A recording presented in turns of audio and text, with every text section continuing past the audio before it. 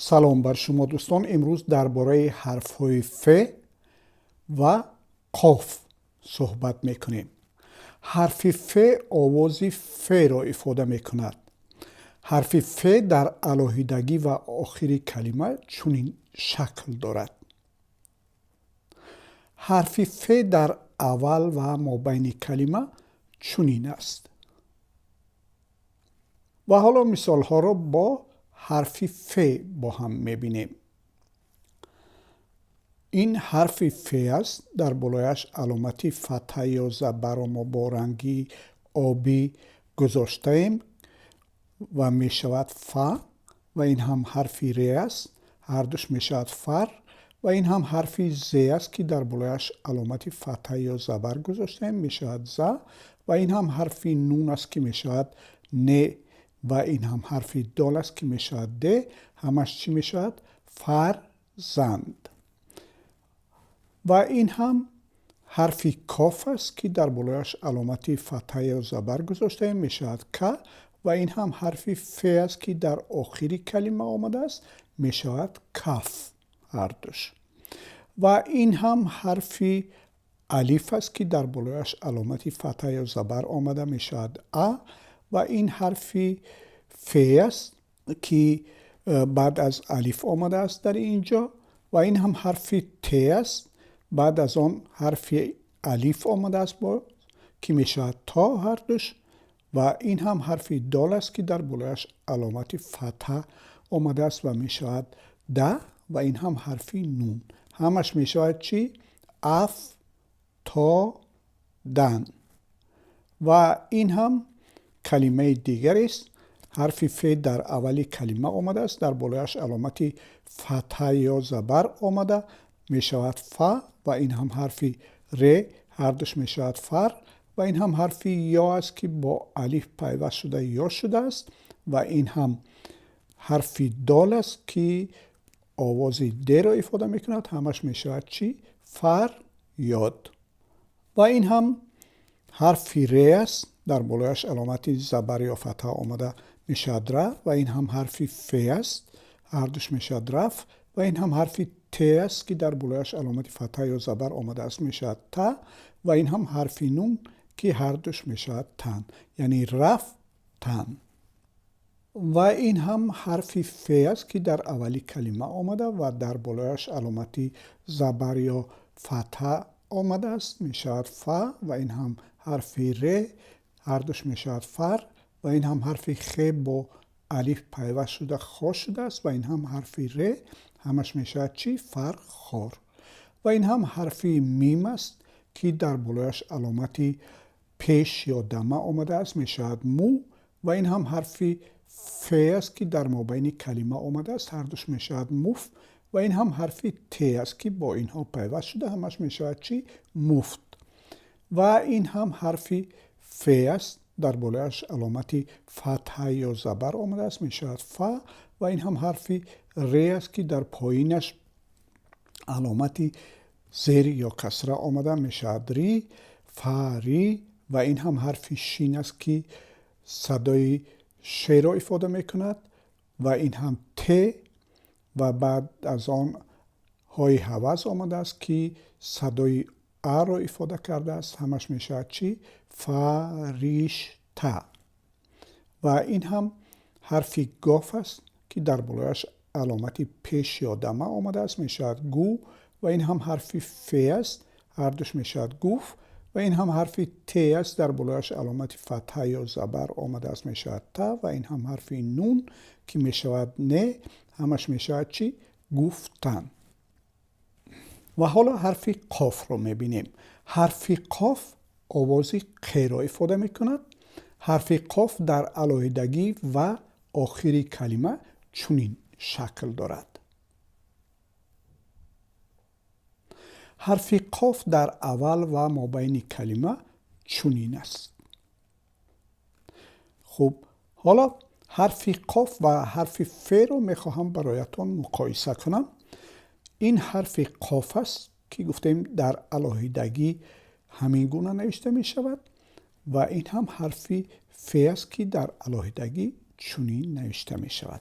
ببینید که حرف قاف این پایینش عمیق‌تر می رود، یعنی پایین‌تر می رود و حرف ف باشد راست‌تر مستقیم می رود و تفاوت دیگرشون این است که حرف قاف در بالاش 2 نقطه دارد و حرف ف در بالاش تنها 1 نقطه دارد.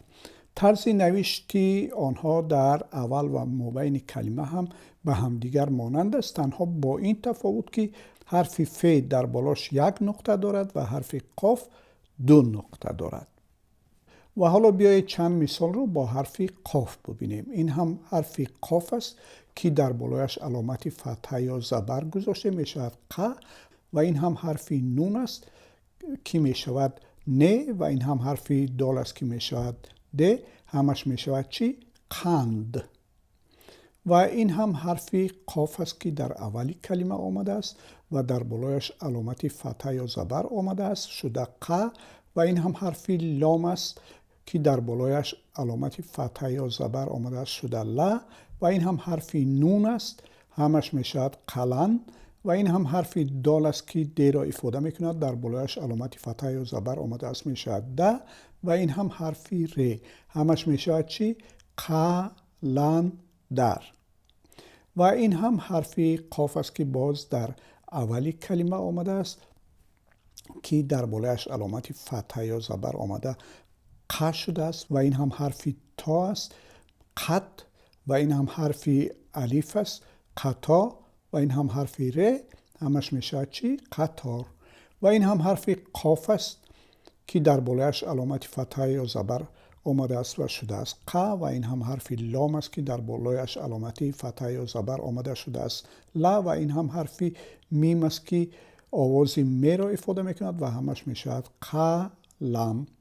و این هم حرف میم است در بالایش علامت زبر یا فتحه آمده می شود ما و این هم حرف قاف در مابین کلمه آمده می شود مق و این هم حرف الف است که با حرف قاف پیوست شده است قا و این هم حرف لام است که با های حوض پیوست شده هر دوش می شود ل همش می شود این ما قا ل.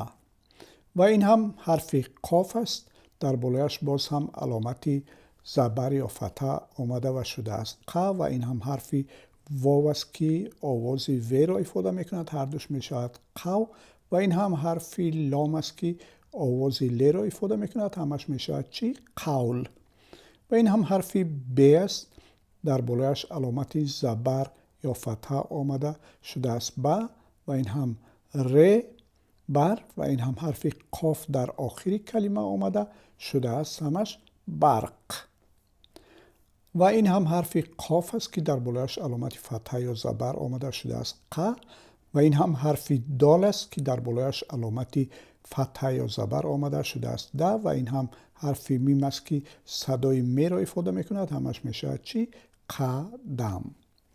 و این هم حرف الف است که در پایانش علامت زیر یا کسره آمده شده است ای و این هم حرف قاف است هر دوش می شود ایق و این هم حرف ت است که در پایانش علامت زیر یا کسره آمده شده است تی و این هم حرف دال است و این هم حرف الف و این هم حرف ر هر سه اینها می شود دار همش می شود ایق تی دار. و این هم حرف قاف است که در بالایش علامتی پیش یا دمه آمده شده است قو و این هم حرف دال است هر دوش می شود قود و این هم حرف ر در بالایش زبر یا فتحه آمده می شود ر و این هم حرف ت رت همش چی می شود قود رت. و این هم حرف قاف با الف پیوست شده هر دوش شده است قا و این هم حرف سین است که در پایینش علامت زیر یا کسره گذاشته شده است سی و این هم حرف میم سیم می شود هر دوش همش می شود قاسیم. و این هم حرف شین است که در بالایش علامت فتحه یا زبر آمده شده شو و این هم حرف واو است هر دوش می شود شو و با حرف قاف که در آخر آمده پیوست شده همش می شود شوق. و این هم حرف سین است که در بالایش علامت فتحه یا زبر آمده شده است س و این هم حرف میم است با علامت فتحه یا زبر میشود ما و این هم ر، همش میشود سمر و این هم حرف قاف است که در بالایش علامتی زبر یا فتحه آمده شده است ق و این هم حرف نون قن و این هم دال قند، همش میشود سمر قند و این هم حرف قاف است که با الف پیوست شده، هر دوش قا شده است و این های حوض است که در پایانش علامتی کسره یا زیر آمده شده است هی و این هم ر و این های حوض که آوازی ا را افاده میکند، هر دوش میشود ر و همش میشود قا هی ر و این هم حرف قاف است با الف پیوست شده است قا و ب است در پایانش علامت زیر یا کسره آمده شده است بی و این هم لام، هر دوش میشود اینها بیل و عموما میشود همش قابیل و این هم حرف قاف است که در اولی کلمه آمده، در بالایش علامت زبر یا فتحه گرفته میشود ق و این هم حرف صاد است، هر دوش میشود قص و این هم حرف دال، در مجموع همش میشود قصد و این هم حرف میم است، در بالایش علامتی فتحه یا زبر آمده است میشود ما و این هم حرف قاف، هر دوش میشود مق و این حرف صاد است، در بالایش علامتی زبر یا فتحه آمده شده است س و این هم حرف دال که د را افاده میکند، هر دوش میشود صد و در مجموع همش میشود مقصد و این هم حرف قاف است با الف، هر دوش قا شده است و این هم حرف میم با علامت زبر یا فتحه م شده است و این هم حرف ت با این میم مد شده است، همش میشه چی؟ قامت. خوب دوستان، همین بود مختصر در باره حرفهای ف و قاف که به هم دیگر خیلی شبیه هستند، با این تفاوت که حرف قاف 2 نقطه دارد و حرف ف 1 نقطه دارد. در درس‌های آینده با کلمه هایی که حرف های قاف و ف دارند باز بیشتر آشنا میشیم. تا درس‌های بعدی در پناه خدا و موفق باشید.